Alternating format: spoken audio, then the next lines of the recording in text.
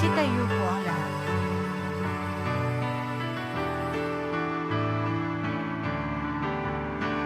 Ating dakilain at sambahin ang Panginoong muli. Ialay mga awitin sa piging na handog niya sa atin. Tayo'y magbigay galang sa Diyos na sa ating may lalang. Tanay na puriya, tinirang kawang iningatan. Ating dakilain at sambahin ang Panginoong butin. Ialay mga awitin sa piging na handog niya sa atin.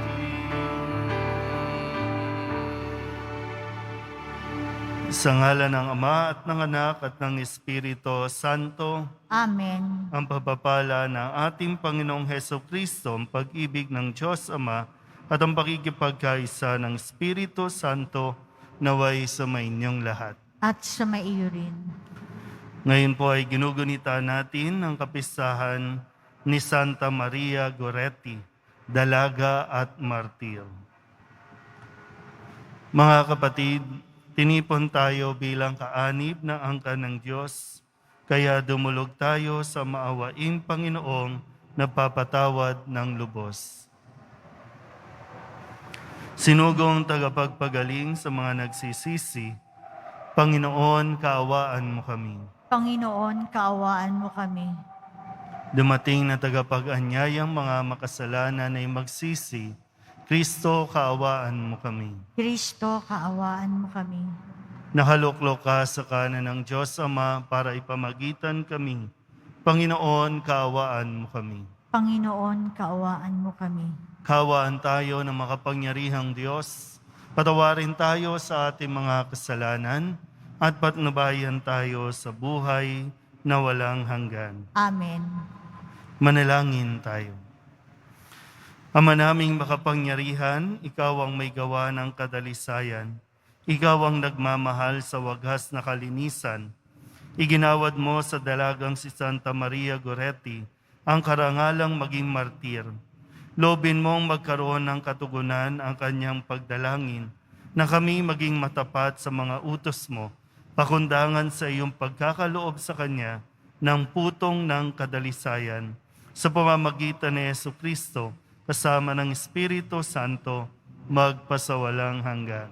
Amen. Magsiupo ang lahat. Pagbasa mula sa aklat ng Henesis.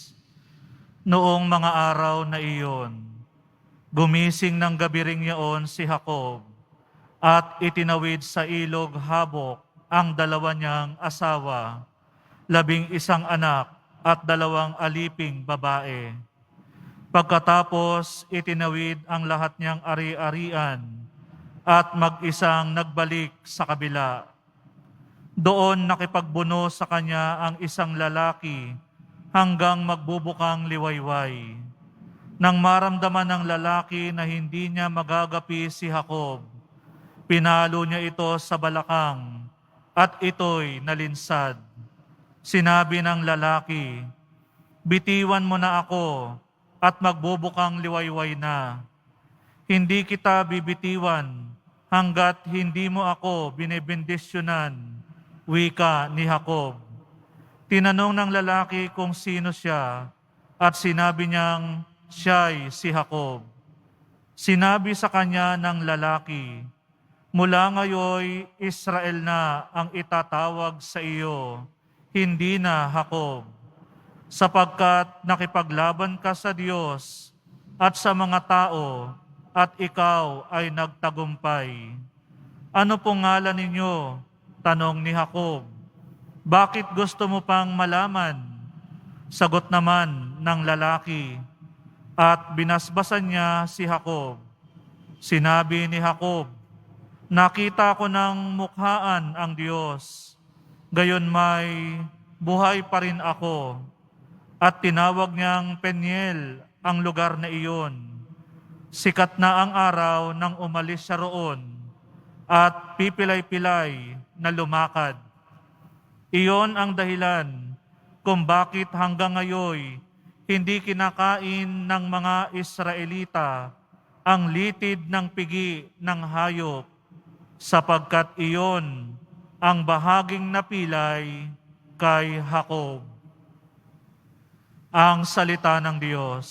Salamat sa Diyos. Yamang ako'y matuwid, ang mukha mo'y mamamasid. Yamang ako ay matuwid, ang mukha mo'y mamamasid. Dinggin mo po, Panginoon, ang tapat kong panawagan. Poon ako ay dinggin mo sa daing ko na tulungan. Pagkat ako'y taong tapat, di nandaya kailanman. Kaya ako'y sumasamong, dalangin ko ay pakinggan. Yamang ako ay matuwid, ang mukha mo'y mamamasid. Hahatol ka sa panig ko sa pasya mong ibibigay, pagkat iyong matatanto ang tunay na katwiran. Ang tibukin ng puso ko ay lubos mong nababatid. Sa piling ko naroong kat, kahit gabi nagmamasid. Ako'y iyong siniyasat, nasumpungan mong matuwid. Tapat ako kung mangusap, ang layunin ay malinis. Yamang ako ay matuwid, ang mukha mo'y mamamasid. Ang daing ko, Panginoon, ay lagi mong dinirinig. Kaya ako'y dumudulog at sa iyo humihibik. Sa amin ay ipadama yaong banal mong pag-ibig. Sa piling mo'y ligtas kami sa kamay ng malulupit. Yamang ako ay matuwid, ang mukha mo'y mamamasid. Kung paanong sa mata mo'y lubos ang iyong pag-iingat, gayon ako ingatan mo sa lihim ng iyong pakpak. Yamang ako ay matuwid, ang mukha mo'y mamamalas. Kapag ako ay nagising, sa piling mo'y magagalak. Yamang ako ay matuwid, ang mukha mo'y mamamasid. Magsitayo po ang lahat.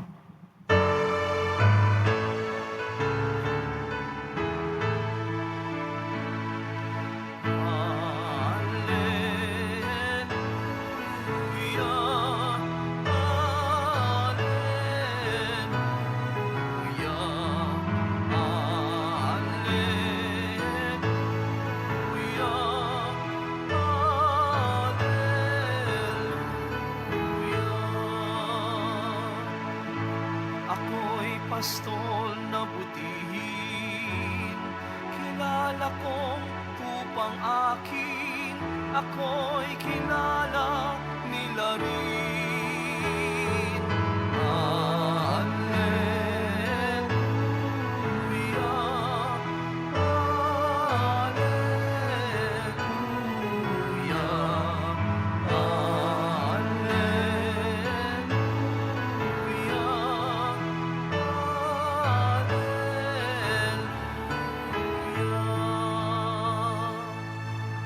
Sumainyo ang Panginoon. At sumaiyo rin. Ang mabuting balita ng Panginoon ayon kay San Mateo. Papuri sa iyo, Panginoon. Noong panahong iyon, dinala kay Jesus ang isang piping inaalihan ng demonyo. Pinalayas ni Jesus ang demonyo at nakapagsalita ang pipi. Namangha ang mga tao at sinabi nila, "Kailan may walang nakitang katulad nito sa Israel." Datapwat sinabi ng mga Pariseo, "Ang prinsipe ng mga demonyo ang nagbigay sa kanya ng kapangyarihang magpalayas ng mga demonyo." Nilibot ni Jesus ang mga bayan at nayon at nagturo sa mga sinagoga. Ipinangaral niya ang mabuting balita tungkol sa paghahari ng Diyos at pinagaling ang mga may sakit, anuman ang kanilang karamdaman. Nang makita niya ang napakaraming tao, nahabag siya sa kanila, sapagkat sila'y lito at lupaypay, parang mga tupang walang pastol. Kaya't sinabi niya sa kanyang mga alagad, "Sagana ang anihin ngunit kakaunti ang mag-aani. Idalangin ninyo sa may-ari ng anihin na magpadala siya ng mga manggagawa sa kanyang anihin. Ang mabuting balita ng Panginoon. Pinupuri ka namin, Panginoong Heso Kristo. Magsiupo ang lahat. Isang magandang araw po sa inyong lahat. Sa ating pong ebanghelyo, narinig po natin yung ginagawang pagkilos ng demonyo. Totoo pong may demonyo. Okay? Hindi man natin nakikita, pero totoong may demonyo. At malaki yung, pang-i-influence ng demonyo sa isipan ng mga tao. Kaya the more na dinideny natin yung existence ng evil, mas lalo tayong nasusukom o na papasunod ng demonyo. Kaya dapat lagi tayong aware. Sa Ebanghelyo, ito po yung kailangan natin mas suriin. Sabi po kasi dito, yung demonyo pumasok sa isang lalaki para ito ay hindi makapagsalita. So sumanib sa tao para pigilan siyang magsalita. Nakuha niya po. Ito kasi yung description, no? Pinalayas ni Jesus ang demonyo at nakapagsalita na yung pipi. Yan. Sa isang banda naman, hindi napapansin, ang ginagawa naman ng demonyo, bukod sa pinatatahimik ang tao, opposite naman. Masyadong maingay, masyadong masalita ang tao. Makukuha niyo po? Yan. Kaya magandang suriin natin, ano ba itong nagiging pag-uugali natin? Tayo ba ay tahimik dahil pinatatahimik tayo ng demonyo? Tayo ba ay madaldal ng sobra dahil pinagsasalita tayo ng kung ano-ano na minsan nonsense na o kahit nonsense, sige lang, salita ka dito, salita ka dyan. Biro mo, para pala tayong mga may sapi. Di ba, no? Yung sinasabing may sapi. Kaya kailangan tayong mag-ingat-ingat. Kasi kapag yung kailangan mong magsalita ng katotohanan, pero mas pinipili nating hindi magsalita, ibig sabihin, mas nagpapa-impluwensya tayo sa demonyo na huwag magsalita ng katotohanan. O kaya naman, ang sinasabi naman, sige, magdaldal ka, magsalita ka, sige, magbitaw ka ng kung ano-anong salita. Hindi na kailangan isipin yan. Impluwensya pa rin kaya ng demonyo. Kasi dito, nasa gitna nito, si Jesus. Ang ginawa ni Jesus sa lalaking sinaniban ng demonyo para hindi magsalita, pinagsalita. Yung iba naman, maganda yung ginagawa ni Kristo, tumutulong siya, pero yung mga daldal ng daldal, kung ano-ano ang pinagsasasabi kay Jesus. Yan. Di ba magandang masuri natin kung ito bang ating pagkilos ay impluwensya ng mabuting balita na galing sa Poong Nazareno o ito galing sa pangbubuyo ng demonyo. Maganda mapagnilayan din natin. Sa panahon ng pandemya, hindi ibig sabihin may mga takip yung ating mga bibig. No? may face mask, may face shield, hindi ibig sabihin hindi tayo dapat magsalita ng katotohanan, magpahayag ng katotohanan, magsabi ng magagandang bagay. Marami ng negative sa paligid natin. Baka mas kailangan natin magpahayag ng mabubuti naman, mga good vibes naman. O kaya, sa isang banda, kailangan talaga medyo takpan muna ang ating mga bibig. Kasi kumbaga, hindi na nga maganda yung lumalabas sa ating bibig, marumi pa lumalabas sa bibig natin. Baka kailangan pansamantala, takpan natin ang ating mga bibig.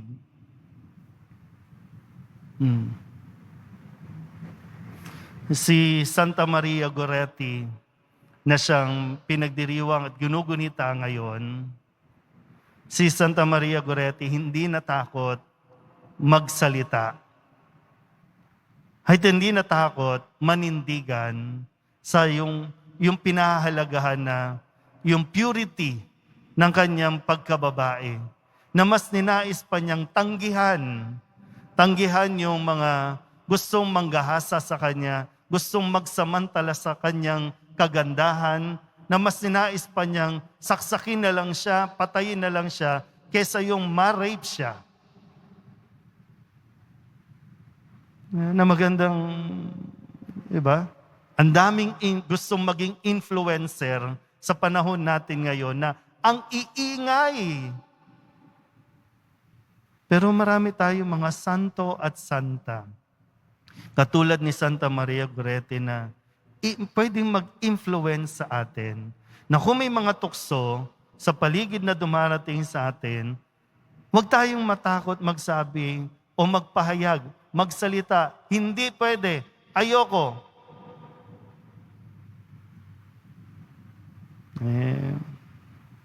Yun yung kailangan natin hingin na biyaya mula sa poong Jesus Nazareno at sa tulong din ni Santa Maria Goretti, yung matuto tayong magpahayag ng katotohanan kahit ito pa ay kapalit ng ating buhay na hindi tayo matatakot. Ngayon din po sa sitwasyon natin, kailangan din talaga natin maging mapanuri. Ang mga gustong tumakbo sa darating na next year halalan, kanya-kanyang bitaw na salita na. Di natin alam pa, kailangan natin pagdasalan, suriin, ano ba yung katotohanan at sino ang nagsasabi ng katotohanan. Pero tayo, nawa, mas panigan natin at mas pakinggan natin ang pahayag ng poong Jesus Nazareno. At tanging siya lang din ang makakatulong sa atin para mapalaya mula sa pangaalipin ng demonyo. Amen? Magsitayo po ang lahat. Minamahal ko mga kapatid, sa pamamagitan ng pagkapari sa bagong tipan, idinudulot ng Diyos ang mapagpatawad na paglilingkod ng kanyang anak sa atin. Lumapit tayo sa Panginoon ng ani at manalangin. Ang ating pong itutugon, Panginoon, magpadala ka ng mga manggagawa sa iyong anihan.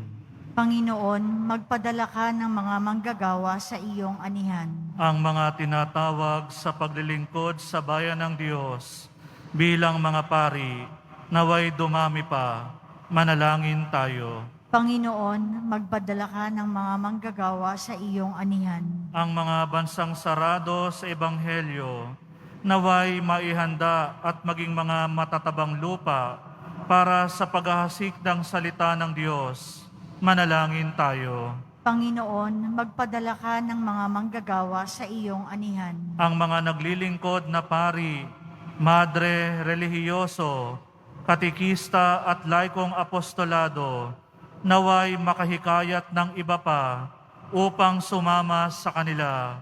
Manalangin tayo. Panginoon, magpadala ka ng mga manggagawa sa iyong anihan. Ang mga naglilingkod sa mga natatanging serbisyo sa ating sambayanan, Naway mapalakas natin ang loob at ating suportahan. Manalangin tayo. Panginoon, magpadala ka ng mga manggagawa sa iyong anihan. Idulog din natin sa Panginoon ang ating mga personal na kahilingan, mga panalangin para sa ating mga pamilya. Ganon din ang lahat ng mga misang pasasalamat, special na intensyon at mga kaluluwa na hinihiling na ipagdasal sa misang ito.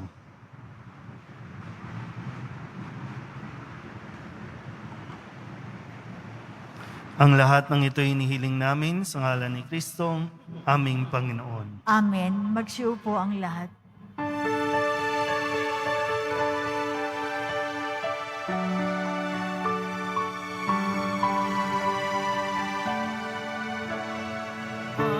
Pag-aalay namin sana'y kalugdan mo, isang bayan na nagpupulay, nagmamahal sa'yo.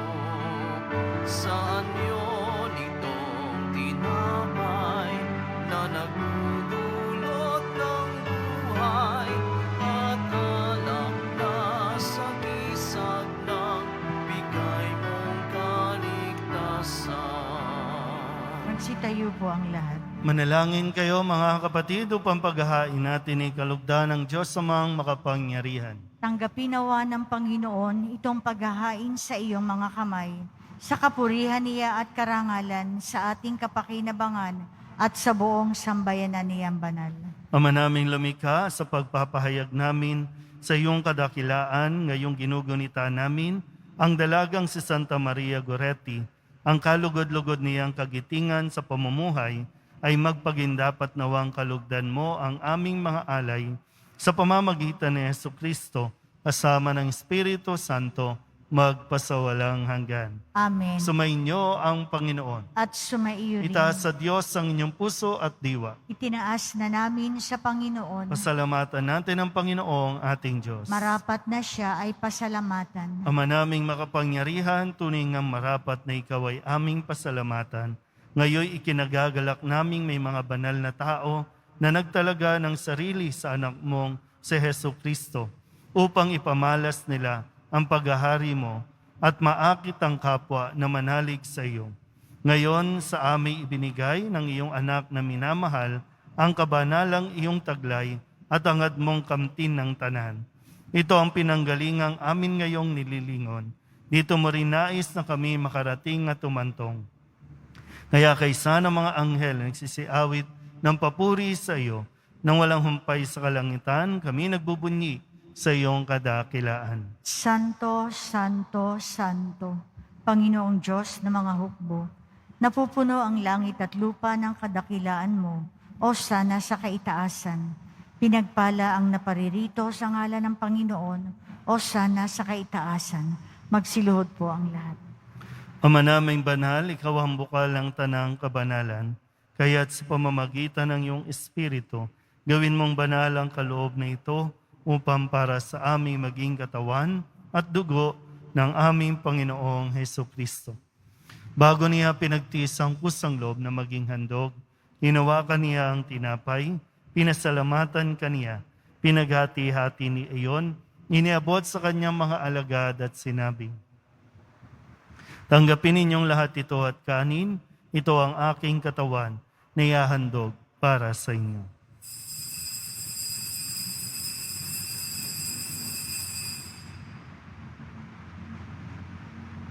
Hindi naman nang matapos ang hapunan, inawakan niya ang kalis, muli kaniyang pinasalamatan. Iniabot niya ang kalis sa kanyang mga alagad at sinabi, tanggapin ninyong lahat ito at inumin. Ito ang kalis ng aking dugo, ng bago at wala hanggang tipan. Ang aking dugo na ibubuhos para sa inyo at para sa lahat, sa pagpapatawad ng mga kasalanan. Gawin ninyo ito sa pag-alaala sa akin.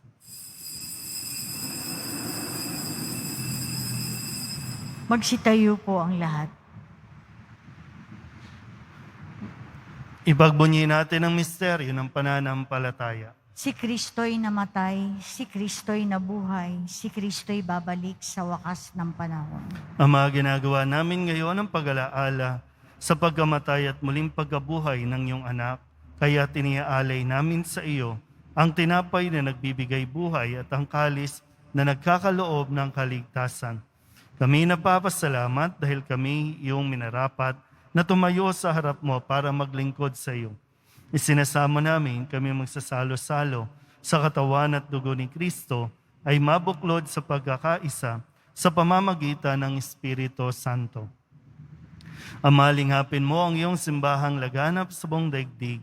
Puspusin mo kami sa pag-ibig kaysa ni Francisco na aming Papa, ni Jose na aming Obispo, ng kanyang katuwang na Obispo at ng Tanang Kaparian. Alalahanin mo rin ang mga kapatid naming nahimlay na may pag-asang sila'y muling mabubuhay, gayon din ang lahat ng mga pumanaw. Kawaan mo sila at patuloyin sa iyong kaliwanagan. Kawaan mo at pagintapating kaming lahat na makasalo sa iyong buhay na walang wakas.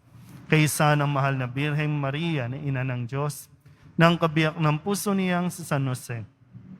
Kaysa ng mga apostol at ng lahat ng mga banal na namuhay dito sa daigdig ng kalugod-lugod sa iyo, may pagdiwang nawa namin ang papupuri sa ikararangal mo sa pamamagitan ng iyong anak na aming Panginoong Hesukristo.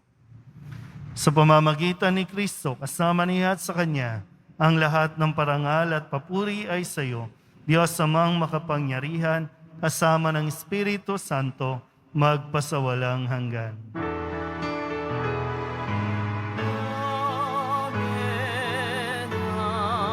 amen, amen. Buong kababaang loob tayong tumawag sa ating Panginoon ng Ama namin. Ama namin, sumasalangit ka, sambahin ang ngalan mo, mapasa amin ang kaharian mo, sundin ang loob mo dito sa lupa para nang sa langit. Bigyan mo kami ngayon ng aming kakanin sa araw-araw, at patawarin mo kami sa aming mga sala, para nang pagpapatawad namin sa nagkakasala sa amin, at huwag mo kaming ipahintulot sa tukso, at iadya mo kami sa lahat ng masama. hinihiling namin kami iadya sa lahat ng masama, pagkalooban ng kapayapaan araw-araw, iligtas sa kasalanan, at ilayo sa lahat ng kapahamakan. Samantalang aming pinananabikan ang dakilang araw ng pagpapahayag ng tagapagligtas naming si Hesukristo. Sapagkat iyo ang kaharian at ang kapangyarihan at ang kapurihan magpakailanman. Amen. Panginoong Hesukristo, sinabi mo sa iyong mga apostol, kapayapaan ang iniiwan ko sa inyo, aking kapayapaan ang binibigay ko sa inyo. Tunghayan mo ang aming pananampalataya at huwag ang aming mga pagkakasala. Pagkalooban mo kami ng kapayapaan at pagkakaisa ayon sa iyong kalooban, kasama ng Espiritu Santo, magpasawalang hanggan. Amen. Ang kapayapaan ng Panginoon ay laging sumainyo. At sumaiyo rin. Magbigayan po tayo ng kapayapaan sa isa't isa. Kordero ng Diyos na nag-aalis ng mga kasalanan ng sanlibutan, maawa ka sa amin. Kordero ng Diyos na nag-aalis ng mga kasalanan ng sanlibutan, maawa ka sa amin. Kordero ng Diyos na nag-aalis ng mga kasalanan ng sanlibutan, ipagkaloob mo sa amin ang kapayapaan. Magsiluhod po ang lahat.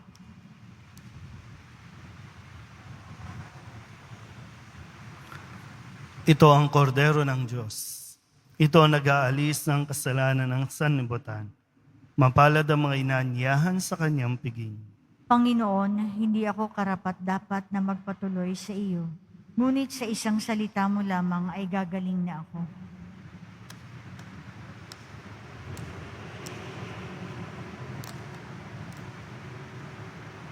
Katawan ni Kristo, Amen.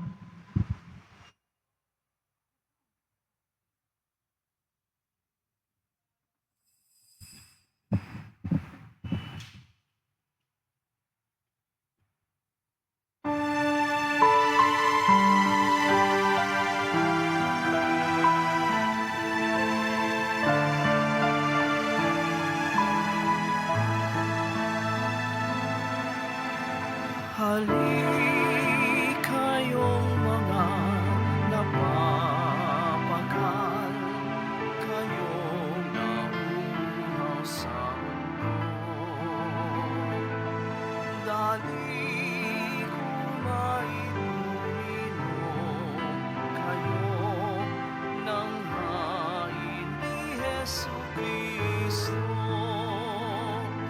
Jesus, tinapay mula sa langit, biyayang alay ng Diyos Ama. Pagkain nagbibigay buhay, kunin at pagsaluhan. Halik kayong mga napapakal, kayong nauuhaw sa mundo. Dali kumait uminom kayo ng hain ni Jesucristo. Jesus ang kopa ng kaligtasan, dugong binuhos alang sa tanan. Tanda ng pakikipagtipan sa bayang kanyang hinirang. Halik kayong mga napapakal, kayong namuhaw sa mundo.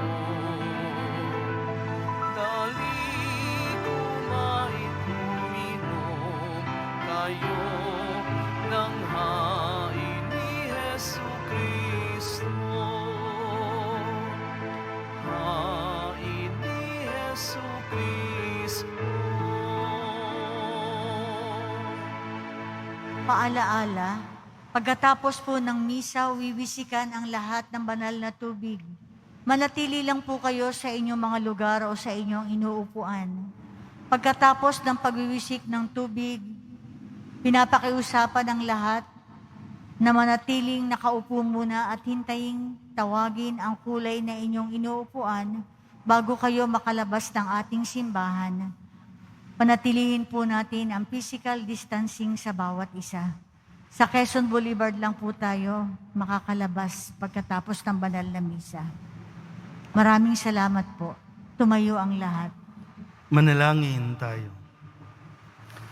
Ama naming mapagmahal, sa pagsasalo namin ngayon sa banal na pakikinabang, matulungan nawa kami ng ulirang katapatan ni Santa Maria Goretti upang tanging ikaw ang aming mahalin, upang habang inaako namin ang malasakit ni Jesucristo kasama ng Espiritu Santo magpasawalang hanggan. Amen.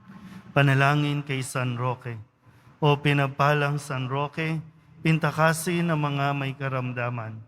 Lingapin mo po ang aming mga kapatid na nasa banig ng karamdaman.